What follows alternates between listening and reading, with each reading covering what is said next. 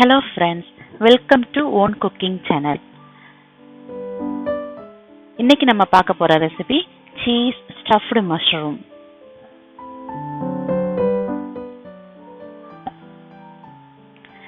இந்த ரெசிபி பண்றதுக்கு தேவையான இன்கிரிடியன்ட் காளான், கொடைமிளகாய், வெங்காயம், பச்சை மிளகாய், அப்புறம் எல்லா ஸ்பைசஸ் எடுத்து வச்சிருக்கேன், சீஸ், பிரெட் தூள், 2 டீஸ்பூன் கார்ன்ஃப்ளவர்.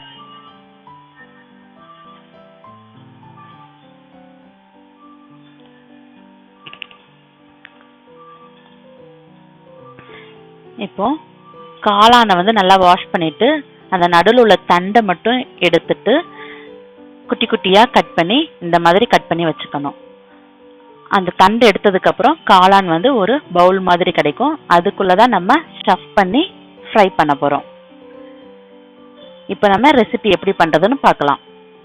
ஒரு கடாய் வச்சுட்டு அதுல 1 டீஸ்பூன் எண்ணெய் விட்டுட்டு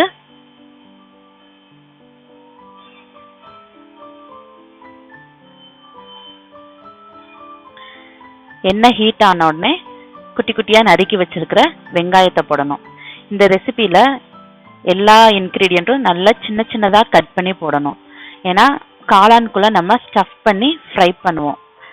குட்டி குட்டியா இருந்தாதான் வெளியே வராது, இல்லைன்னா வெளியே லீக் ஆகி வந்துடும். அதனால எந்த அளவுக்கு குட்டி குட்டியா கட் பண்ண முடியுமோ அந்த அளவுக்கு கட் பண்ணிக்கோங்க. இப்ப வெங்காயத்தோட சேர்த்து பச்சை மிளகாவும் சேர்த்து வதக்கியிருக்கேன். இந்த அளவுக்கு வதங்கினா போதும். இதுக்கப்புறம் பொடியா நறுக்கி வச்சிருக்கிற காளான் தண்டு போட்டிருக்கேன்.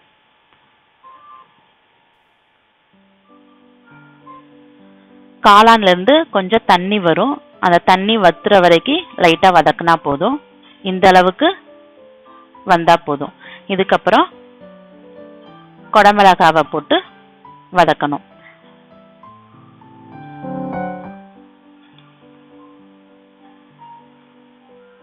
கொடைமிளகா ரொம்ப வேகணும்னு அவசியம் கிடையாது, ஓரளவுக்கு வெந்தா போதும். இந்த அளவுக்கு வந்ததுக்கு அப்புறம் 1 டீஸ்பூன் மிளகாய்த்தூள், 1/2 டீஸ்பூன் மல்லித்தூள், 1/4 டீஸ்பூன் கரம் மசாலா, 1/4 டீஸ்பூன் ஆம்ச்சூர் தூள், மாங்காய் தூள். அது அந்த டேஸ்ட் பிடிச்சிருந்தா அதை போடுங்க, இல்லைன்னா அதை ஸ்கிப் பண்ணிடலாம்.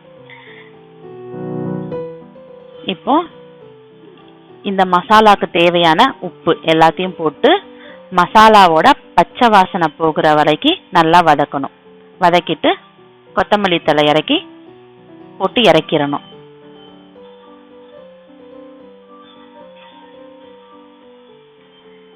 இப்போ கிளீன் பண்ணி வச்சிருக்கிற மஷ்ரூம்ல கொஞ்சோண்டு உப்பு,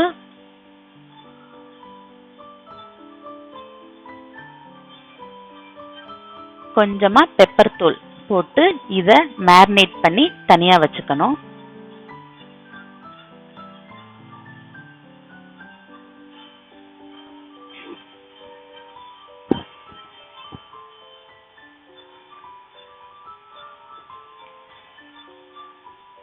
இப்ப நம்ம செஞ்சு வச்சிருக்கிற மசாலா நல்லா ஆறுனதுக்கு அப்புறம் அதுல தேவையான அளவுக்கு சீஸ் போட்டு மிக்ஸ் பண்ணணும்.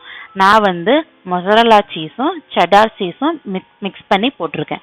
உங்களுக்கு இது சீஸ் அவங்கவுங்க விருப்பம் தான். எந்த அளவுக்கு வேணுமோ அந்த அளவுக்கு போட்டுக்கலாம். போட்டு நல்லா மிக்ஸ் பண்ணி வச்சுக்கணும். 2 டீஸ்பூன் கார்ன்ஃப்ளவர் எடுத்துருக்கிறோம்ல, அதுல கொஞ்சம் கொஞ்சமா தண்ணி ஊற்றி கட்டி விழாம அதை நல்லா கரைச்சி வச்சுக்கணும்.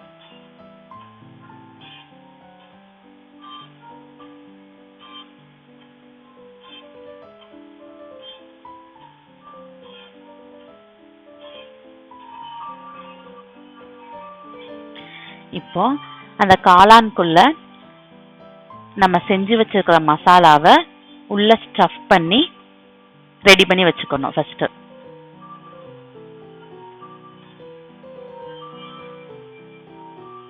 இந்த மாதிரி எல்லா காளான்லயும் எல்லா மசாலாவையும் உள்ள ஸ்டஃப் பண்ணி எடுத்து வச்சுக்கிறேன். இந்த ரெசிபி ரொம்ப டேஸ்டா இருக்கும். அவுட்டர் லேயர் ரொம்ப பிரெட் க்ரம்ஸ் எல்லாம் போட்டு நம்ம ஃப்ரை பண்றதுனால அது ரொம்ப கிறிஸ்பியா இருக்கும். உள்ள காளான் சீஸ் எல்லாம் இருக்கிறதுனால செமையா ஜூஸியா, சீஸ் போட்டுறதுனால ரொம்ப சீஸியாக இருக்கும். இதை கட்டாயமாக எல்லாரும் ட்ரை பண்ணி பாருங்கள். ட்ரை பண்ணி பார்த்துட்டு உங்கள் ஃபீட்பேக்கை கமெண்ட் பண்ணுங்கள். இப்போ எல்லா காளான்லையும் ஸ்டஃப் பண்ணி வச்சிட்டோம். இப்போ மிக்ஸ் பண்ணி வச்சுருக்கிற கார்ன்ஃப்ளவரில் இந்த காளானை டிப் பண்ணிவிட்டு பிரெட் தூள் வச்சுருக்குறோம், அதில் நல்லா கோட் பண்ணணும். உள்ளே வச்சுருக்கிற மசாலா சீஸ் எதுவுமே வெளியே ஃப்ரை பண்ணும்போது வெளியே லீக் ஆகி வரக்கூடாது. அந்த அளவுக்கு பிரெட் தூளை வச்சு நல்லா ப்ரெஸ் பண்ணி இந்த மாதிரி ரோல் பண்ணி வச்சுக்கணும். நல்லா ப்ரெஸ் பண்ணி நீங்கள் ரோல் பண்ணலைன்னா நம்ம ஆயிலில் ஃப்ரை பண்ணும்போது உள்ளே வச்சுருக்கிற மசாலா சீஸ் எல்லாம் வெளியே லீக் ஆகி வர்றதுக்கு வாய்ப்பு இருக்குது. அதனால் நல்லா ப்ரெஸ் பண்ணி இந்த மாதிரி கோட் பண்ணி வச்சுக்கோங்க.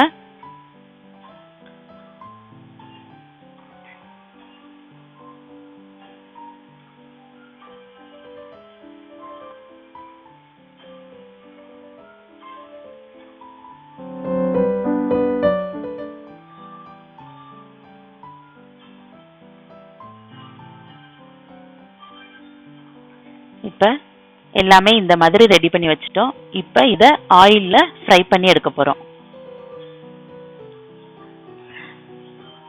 ஒரு கடாய் வச்சு பொரிக்கிறதுக்கு தேவையான அளவுக்கு அதில் எண்ணெய் ஊற்றி வச்சுக்கணும்.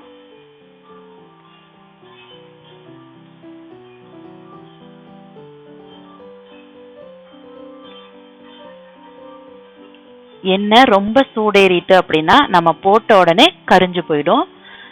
எண்ணெய் சூடு ஏறாமே நம்ம போட்டோம் அப்படின்னா எண்ணெய் குடிக்கும். அதனால் கரெக்டான மீடியம் ஹீட்டில் வச்சு சூடு பண்ணுங்க. கரெக்டான ஹீட் ஆன உடனே ஒவ்வொரு மஷ்ரூமாக சேர்த்து நம்ம ஃப்ரை பண்ணி எடுக்கலாம். ஒரு பக்கம் நல்லா கோல்டன் ப்ரௌன் கலரில் கிறிஸ்பியாக ரெடி ஆன உடனே திருப்பி போட்டு இன்னொரு பக்கமும் அதே அளவுக்கு கிறிஸ்பியாக வர்ற அளவுக்கு நம்ம ஃப்ரை பண்ணி எடுக்கணும்.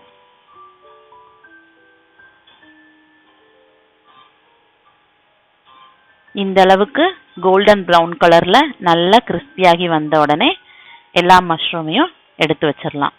இப்போ சீஸ் ஸ்டஃப்டு மஷ்ரூம் நமக்கு ரெடி ஆயிட்டு.